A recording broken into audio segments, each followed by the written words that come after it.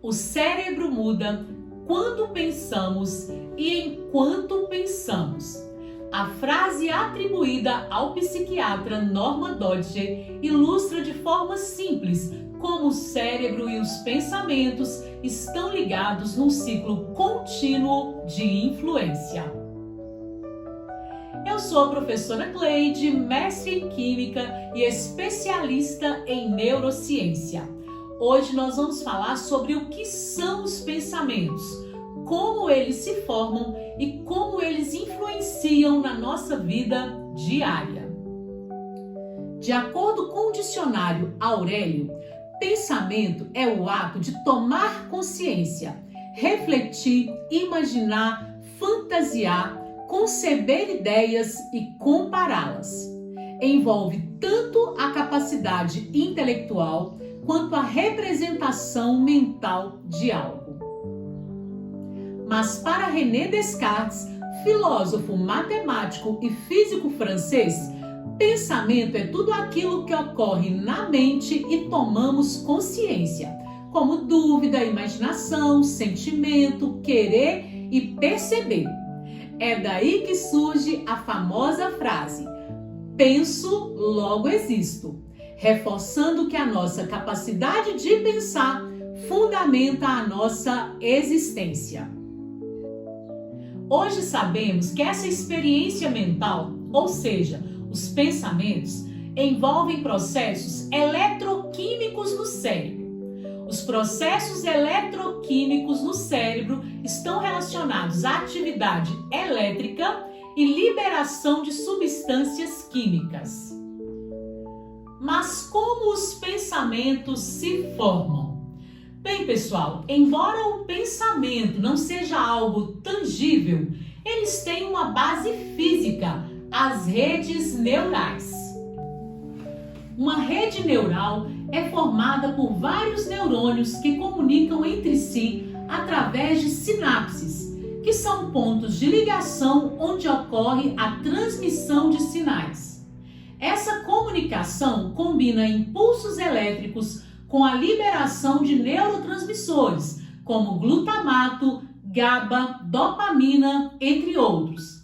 Portanto, os pensamentos são padrões complexos de atividade distribuídos por muitas áreas do cérebro, emergindo da comunicação constante entre múltiplas redes neurais. E embora invisíveis, os pensamentos têm efeitos reais no nosso comportamento e nas nossas emoções.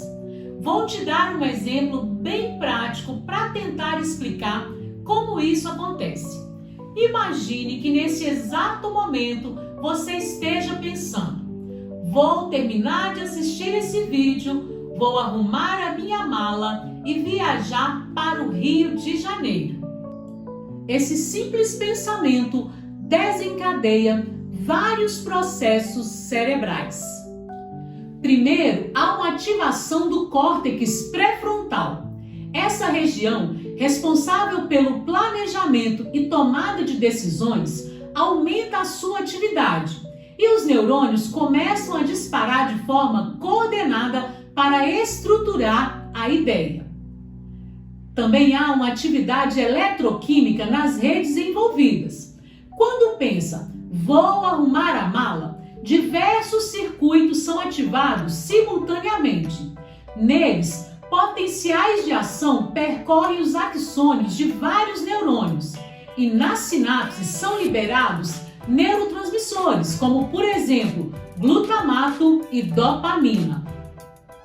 Há ainda uma ativação de múltiplas áreas cerebrais. Áreas visuais, para imaginar a mala, as roupas e a paisagem do rio. O hipocampo, para recordar experiências anteriores ou lembrar o que precisa levar. Áreas motoras, para simular mentalmente os movimentos de arrumar a mala. Cada repetição desse pensamento fortalece as conexões envolvidas. E essa capacidade que o cérebro tem de reforçar ou modificar as suas vias conforme a experiência é chamada de neuroplasticidade.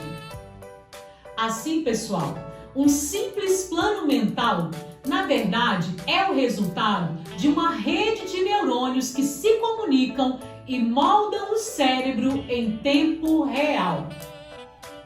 Mas qual a influência dos pensamentos em nossa vida?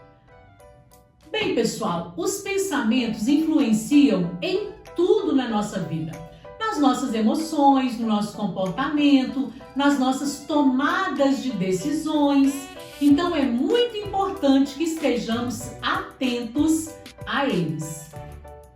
Precisamos estar atentos aos nossos pensamentos, pois o cérebro humano apresenta o chamado viés de negatividade, uma tendência natural para prestar mais atenção a possíveis ameaças do que a estímulos neutros ou positivos.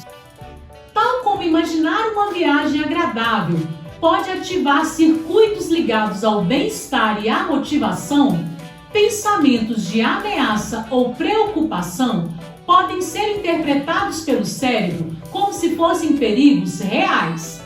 Quando isso acontece, o corpo ativa o sistema de estresse, liberando hormônios como cortisol e adrenalina. Essa resposta é útil em situações de perigo genuíno, mas quando se repete devido a preocupações constantes, pode contribuir para sintomas de ansiedade.